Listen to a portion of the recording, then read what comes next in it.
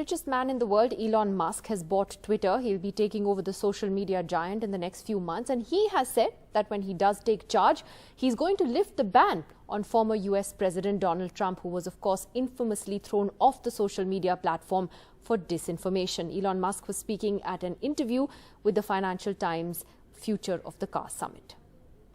Well, I think there's a general question of should Twitter have permanent bans?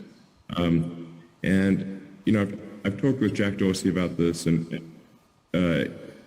he and I are of the same mind, which is that permanent bans should be extremely rare and really reserved for people where they're trying to, for accounts that are bots or spam scam accounts, where there's just no legitimacy to the account at all. I do think that it was not correct to ban Donald Trump. I think that was a mistake because it alienated a large part of the country and did not ultimately result in Donald Trump not having a voice. He is now going to be on Truth Social, as will a large part of the right in the United States, and so I think this could end up being, frankly, worse than having a single forum where everyone can debate. I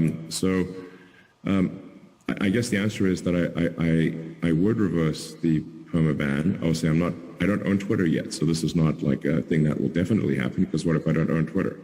But my opinion, and Jack Dorsey, I want to be clear, shares this opinion, is that we should not have perma bans. Now that doesn't mean that somebody gets to say whatever they want to say. If they say something that is illegal or otherwise, just destructive to the world, then that there should be perhaps a timeout, a temporary suspension, or that particular tweet should be made invisible or have very limited traction. But I think perma bans just fundamentally undermine trust in Twitter as a town square where everyone can voice their opinion. It was I think it was a morally bad decision, to be clear, and foolish in the extreme.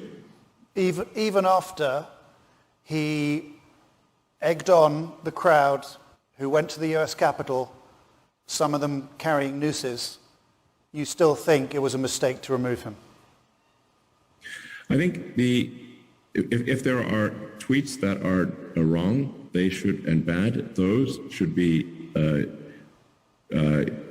either deleted or made invisible, and a suspension, a temporary suspension is appropriate, but not a permanent ban.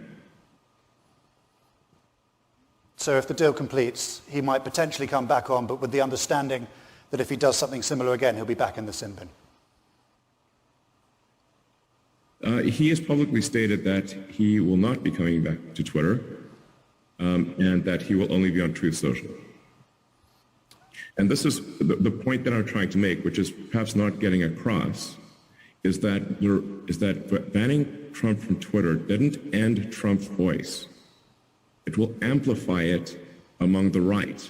And this is why it is morally wrong and flat out stupid